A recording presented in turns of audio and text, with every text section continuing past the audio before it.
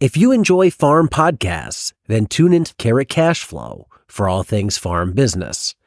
Join us as we explore the latest trends, tips, and stories from market farmers running businesses just like yours. Whether you're a seasoned farmer or just starting out, our podcast has something for everyone. Listen in and grow with us. Available on all major podcast platforms. Don't miss out. Subscribe to Carrot Cash Flow today. Well, let's look at what you were talking about previously. Different forms of carbon. So people, listening to this, they think of carbon in the soil. You have a few things. You have a living root. You have the exudates coming out of that root. You have the microbes in the soil that have carbon in their bodies, and then you have previous plant material that's left in the soil. So all these different forms of carbon. When you talk about that, how do you explain this to people, and how do you value these in the system? Yes. So I try to keep simple because it's a complex matter, and you have to start separating what we call as organic matter. One is fresh organic matter, and one is soil organic matter. Well, you say the fresh is in the soil. Yes, but it's a fresh organic matter are the roots, all the residues. So more plant-based related. Manure, fresh organic, you put it from fresh that is quickly decomposed. Now, that fresh organic matter has different pools. And these pools are just like, what would you think? I don't know about, if I can think of a good example, but if you were to eat something and you know it wouldn't be bad for you, most of us probably would choose dessert to eat first, right? So there is the first thing that the microbe eat are sugar. So they eat the sugars, the carbohydrates. And that's very labile, really quick to decompose. They eat it, expel. Then they go on the chewy stuff, the fiber, like like more of it. And that's the cellulose and hemicellulose, the component of, people are more familiar with those concepts in the trees and the bark and so Then lignin, much harder and chewy. And that's still the roots. And so a leaf, how long does it take for a leaf in the fall to decompose? You look at it, it's gone just about, a few months, because it's how much lignin does it have? Very little compared. It's much more soft and versus, piece of wood that has a significant amount of, lignin. And the fresh organic matter, so it's the first thing. And the things that those microbes, they become the organic carbon. And the organic carbon has three different pools. We call it pools, again, as a qualitative description. A labile pool, very quick turnaround, less than 6 months to a year. It depends really on the type of where the soils and climate and everything, but very short dynamics. Then you have the intermediate or slow pool. That's what we wish to have the most, the humic form. Things that stays and becomes that colloidal material, black looking stuff, the good soil organic carbon. Biochar, for example, stays. It's a lot of all the other stuff is gone. You maintain it in the soil. Very good amendment. But biochar is almost also towards, more resistant. Then you got a resistant or passive, as you want to call. Those are the ones that we use for carbon dating. You can go back to the Romans' time and where that stone, how old is, because there's carbon that will last for so long. But normally those are in the century-old type of dynamics to decompose that. And each of them, every time it decomposes, releases CO2, it goes into the atmosphere. So the first component, 16% of the first pool immediately when decomposed, CO2. Organic matter from this labile, some of it is accumulated and goes into the slow pool.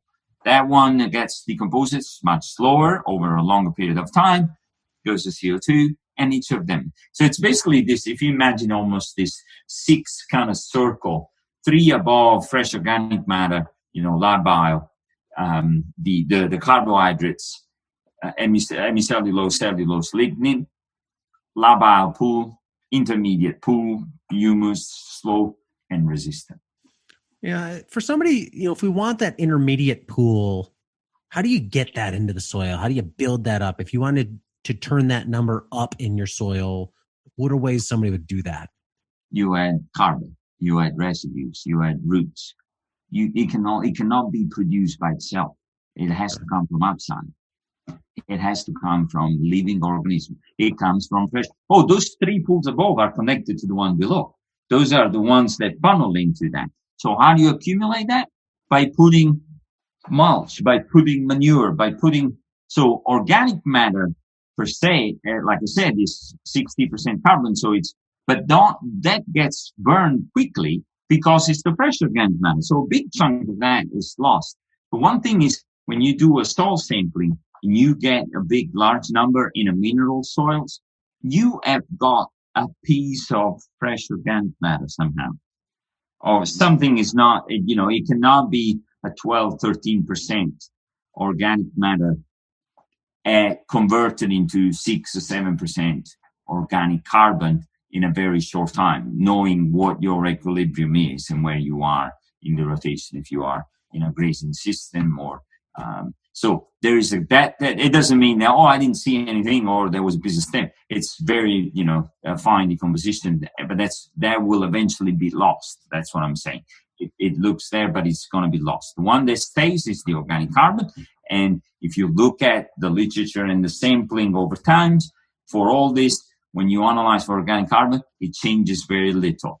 It could change a lot if you add, basically add more carbon in the form of fresh organic matter, roots, and so that fresh organic matter under the soil, microbes start to eat it, and that's how it ends up in that intermediate pool. Eventually, it's in those bodies of those organisms. Some is emitted. You can prevent that. Some is lost. That's part of the decomposition. So roughly 3 tons of in a maize system. You return 5. If it's no-till, you could return 5 tons. 3.5 tons of lost for CO2, unpreventable. But you have accumulated 1 ton. And then the next you don't touch, you keep doing good yield, you keep bringing that, that's another ton. But when you had the ton out of a volume, if you want to calculate the stock, Diego, is you have an organic percent, which is whatever number, you have the depth that you're using, and you have bulk density. What's the bulk density? The density of the soil. The weight of the soils over the volume. And so when you multiply the percent carbon with the bulk density, you have the volume of the soil, percent of that. So an example, just by doing it in my mind, there are roughly, 25,000 kilograms in 1.3% bulk density for 15 centimeters.